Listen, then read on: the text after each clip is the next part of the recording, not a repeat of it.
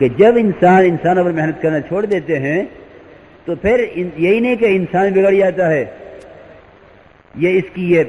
صفات اور اس کے اندر کی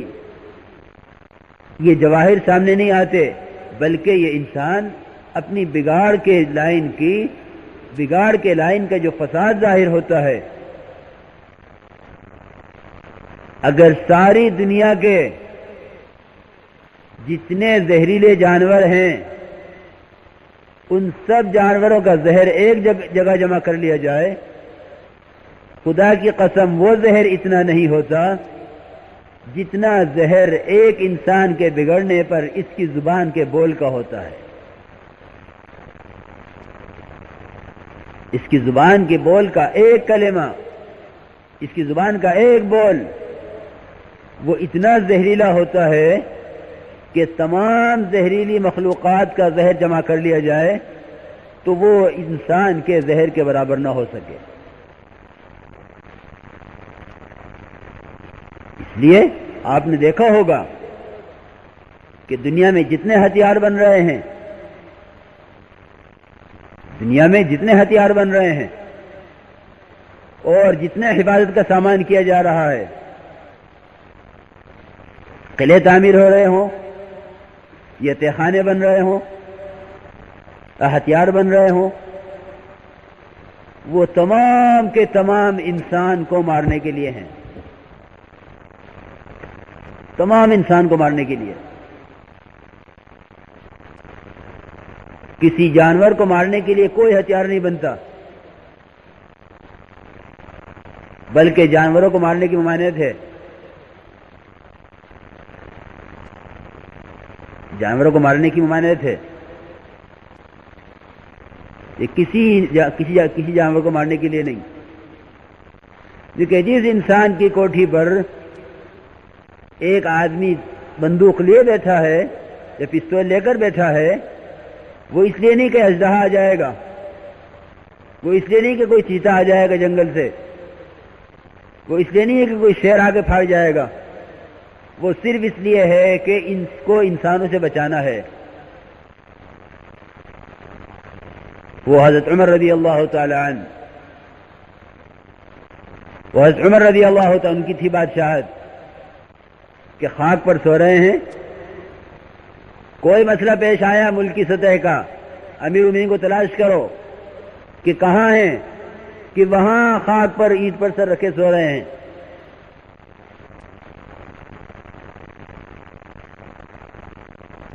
اس کو کہتے تھے امن،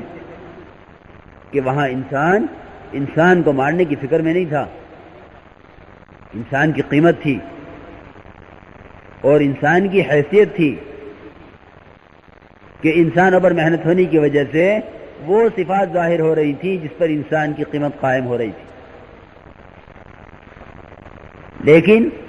انسان کی قیمت کب سے گری؟ میرا اس دوستو بزرگوں، دو چیزیں ہم سے ایسی ہوئیں، دو کام ہم نے ایسے کیے جس سے انسان کی قیمت گر گئی. ایک اپنے دنیا میں آنے کا مقصد بھول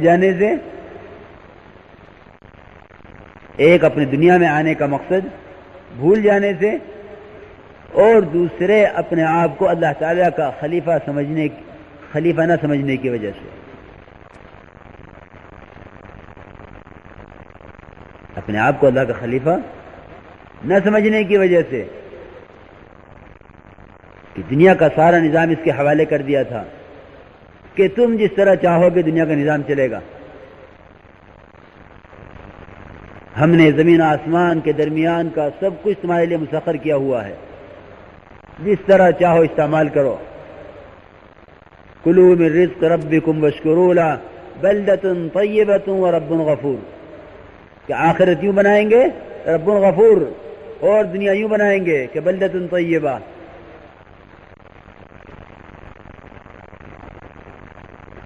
لیکن فاعرضوا، انہوں نے اس سے روگردانی کی. یہ اللہ تعالیٰ کا نظام ہے کہ جب آدمی اللہ تعالیٰ کی نعمت کا انکار کرتا ہے اور اس سے اعراض کرتا ہے اور نعمتوں میں اپنی ذمہ داری کو پورا نہیں کرتا تو پھر اللہ تعالی ان نعمتوں کے بجائے پھر نقمتیں لاتے ہیں کہ عذاب لاتے ہیں. اور دنیا کا عذاب یہ ہوتا ہے کہ یہ سارے وہ اسباب جو اس کے موافق اور جو اسباب اس کو فائدہ پہنچانے اور اس کی ضرورت کے پورا کرنے کے لیے مہیا کیے گئے تھے وہ سارے کے سارے اسباب اس کے مخالف ہو جاتے ہیں. وہ اسباب سب اس کے مخالف ہو جاتے ہیں کہ یہ پھر پوری دنیا کا نظام وہ انسان کے مخالف چلتا ہے. الخلق و عیال اللہ، ساری مخلوق اللہ کا کنبہ ہے. میرے دوستو بزرگوں، انسان تو اللہ کے ساتھ شرک کر سکتا ہے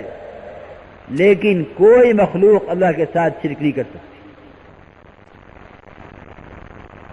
ان من شیء الا یسبح بحمدہ ولکن لا تفقہون تسبیحہم. لیکن جب انسان اللہ کو بھول جاتا ہے، کیونکہ یہ اللہ کا خلیفہ ہے، جانور اللہ کے خلیفہ نہیں ہیں، فرشتے اللہ کے خلیفہ نہیں ہیں، جنات اللہ کا خلیفہ نہیں ہے، لیکن ایک انسان جب بحیثیت خلیفہ ہونے کے یہ اللہ تعالیٰ کو بھول جاتا ہے تو ساری مخلوق اس کے خلاف ہو جاتی ہے. اب ہوا اس کے خلاف چلے گی کہ طوفان آئیں گے، زمین اس کے خلاف رہے گی کہ زلزلے آئیں گے، طوفان اور سیلاب اس کے خلاف ہوں گے کہ پانی آئے گا، اور بیماریاں اس کے خلاف ہوں گی کہ نئی نئی بیماریاں پیدا ہوں گی، سماج اس کے خلاف ہوں گے کہ یہ عدالتوں میں دھکے کھاوے گا، کیونکہ اللہ تعالیٰ سارا نظام اس کے خلاف کر دیں گے، سارا نظام خلاف کریں گے. یہ شکایت کرے گا لیکن ایمان نہ ہونے کی وجہ سے یہ اپنی شکایت پر اس شکایت کا حل نہیں سوچے گا، اور یہ شکایت کرے گا کہ میرے ساتھ یہ حالات پیش آ رہے ہیں. ان حالات کی خرابی کا سبب اپنے عملوں کی خرابی کو نہیں سمجھے گا کہ سب سے پہلے انسان کی گمراہی کے لیے یہ بات اس میں آتی ہے. جب اللہ کسی کو گمراہ کرتا ہے اور انسان اپنے راستے سے بھٹکتا ہے تو سب سے پہلے اس کی آنکھوں پر اس بات کی پٹی بنتی ہے کہ اس کو حالات کی خرابی کا تعلق عملوں کی خرابی سے سمجھ میں نہیں آتا. یہ سب سے پہلا جھٹکا لگتا ہے. پھر اس کی وجہ سے یہ عملوں کو اور خراب کرتا ہے، عملوں کو خراب کرتا ہے، اور کہ یہ آنکھوں پٹی بن گئی ہے کہ اب جتنے حالات آ رہے ہیں ان کا ہمارے عمل سے کوئی تعلق نہیں. یوں کہتے ہیں کہ میاں یہ اعمال صالحہ ان کا تعلق تو آخرت سے ہے، دنیا سے نہیں، کہ دنیا تو دنیا سے بنے گی اور آخرت اعمال سے بنے گی. یہ غلط فہمی ہے کہ دنیا دنیا سے بنے گی اور آخرت اعمال سے بنے گی. یہ غلط فہمی ہے، یہ عام ہے. یہ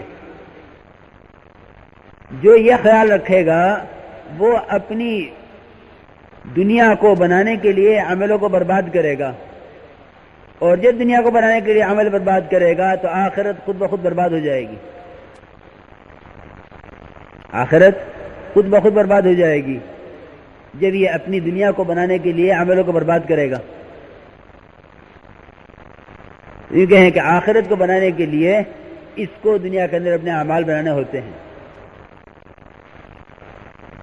تو یہ ایمان والا سمجھ سکے گا اس کو کہ میں بحیثیت خلیفہ ہونے کے میرے ذمہ کیا کام ہے.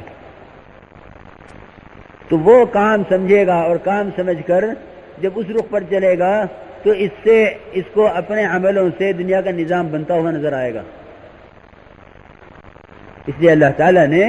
نظام عالم کو سوائے انسانوں کے جسم سے نکلنے والے اعمال کے اور کسی چیز سے نہیں جوڑا ہے، کسی چیز سے تعلق نہیں ہے، خوف کا یا امن کا، بیماریوں کا یا صحت کا، ہے جی، ہر چیز کا تعلق وہ انسان کے جسم سے نکلنے والے اعمال سے ہے. ظہر الفساد فی البر والبحر بما کسبت ایدی الناس، بما کسبت ایدی الناس، کہ اللہ تعالیٰ قرآن پاک میں صاف فرماتے ہیں کہ اس کے کاروبار میں، اس کے زمینداری میں، اس کی ملازمت میں، اس کی حکومتوں میں، اس کی سرمایہ داری کے نقشوں میں، اس کے دنیا کے جس دھندے کے اندر جو خرابی آ رہی ہے، یہاں تک کہ زمین و آسمان کے درمیان کی بسنے والی مخلوق میں جو بیماریاں آ رہی ہیں، یا سمندر کی مچھلیوں میں جو بیماریاں آ رہی ہیں، اور جو ہے جنگل کے درندوں میں اور پہاڑوں کے بچھوؤں میں، جہاں تک جو فساد پہنچا ہوا ہے، اس فساد کا دنیا کی کسی مخلوق سے کوئی تعلق نہیں سوائے انسان کے، کہ اس کے جسم سے نکلنے والے اعمال یہ یا فساد لائیں گے یا اصلاح لائیں گے۔ اصلاح یا فساد اس لیے کہ انسان کی حیثیت بحیثیت اس کے جسم کے، یہ تو زمین آسمان کے درمیان بہت چھوٹا سا ہے، پہاڑ اس سے بہت بڑے،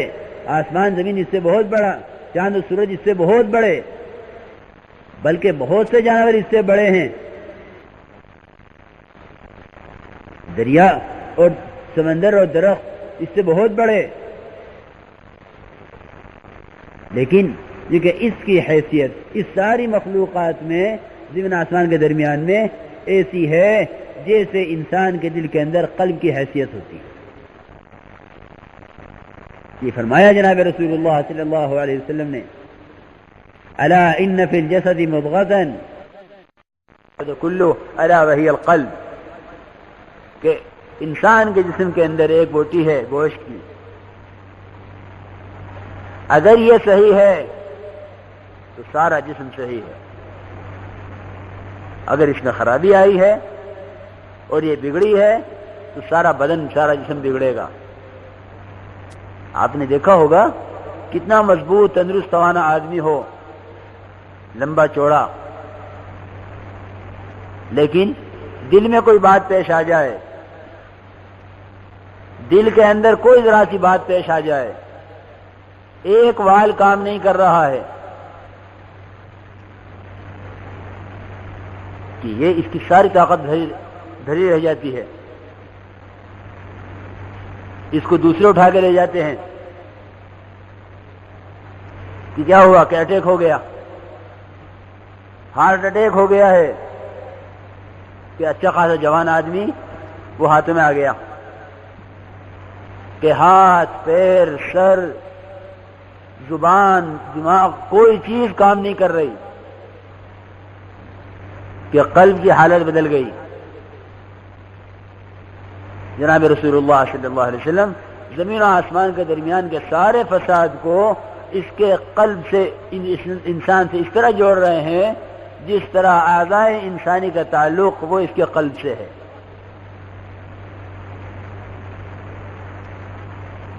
یہ کہیں کہ یہ فساد عام تھا دنیا کے اندر، یہ بگاڑ عام تھا دنیا کے اندر، کسی کو اپنے دنیا میں آنے کے مقصد کی خبر نہیں تھی، کفر اپنے شباب پر، شرک اپنے شباب پر، ظلمتیں اپنے شباب پر۔ اللہ تعالیٰ نے فضل فرمایا اور کرم فرمایا کہ ہر زمانے میں اللہ تعالیٰ نے انبیاء علیہم الصلوۃ والسلام کو انسانوں کی رہبری کے لیے بھیجا کہ ان کو جانور پنے سے نکالو، ان کو جانور پنے سے نکالو اور ان کو انسانیت پہ لاؤ۔ انبیاء علیہ السلام کی بعثت کا مقصد وہ انسانوں کو جانوروں سے ممتاز کرنا ہے، کہ ایک طریقہ زندگی لے کر آئے ہیں کہ یہ جانور پنا ہے، یہ انسانیت ہے، لیکن اس طریقہ زندگی کو درست کرنے کے لیے میرے دوستو بزرگوں، انبیاء علیہ السلام نے انسان سے باہر کی چیزوں پر محنت نہیں کی کہ پہلے دکان بن جاتی، پہلے کاروبار ہو جاتا، پہلے زمیندارہ ٹھیک ہو جاتا، کہ بھئی یہ نبی آئے ہیں، اپنی قوم میں بھیجے گئے ہیں، پہلے دیکھو کہ قوم کی کیا ضرورتیں ہیں، پہلے ان کی ضرورتیں پوری کرو۔